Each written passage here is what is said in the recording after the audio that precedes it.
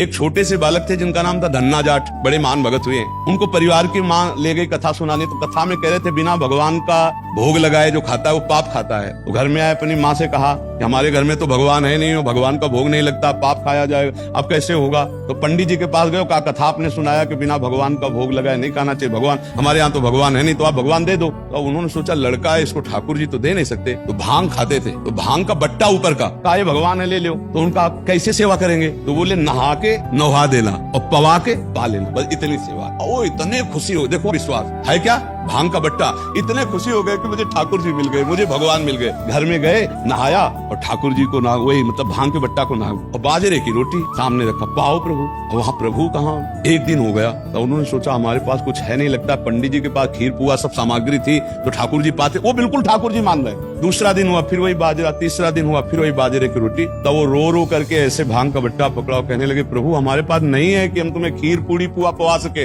और गुरु जी ने कहा बिना पवाए पाना नहीं, अगर आप नहीं पाओगे तो हम चाहे मर जाएं लेकिन नहीं पाएंगे। उसी समय श्री कृष्ण प्रकट हो गए और बाजरे की रोटी शुरू कर दी पाना। तो बोले देखो तुम कितने निर्दयी हो, 3 दिन से तो हमें भूख लगी है और हमारे घर में ज्यादा कुछ है नहीं, 1-2 रोटी माँ बना पाते है, गरीब आदमी, पूरी रोटी तुम नहीं पाओगे, आधी हमें दो आधी तुम पाओ। और फिर जो लीला का विस्तार हुआ कि धन्ना सेठ हो गए, अपार वैभव उनके। ये है विश्वास, गुरु के वचनों पर बिल्कुल बुद्धि न चलाकर विश्वास।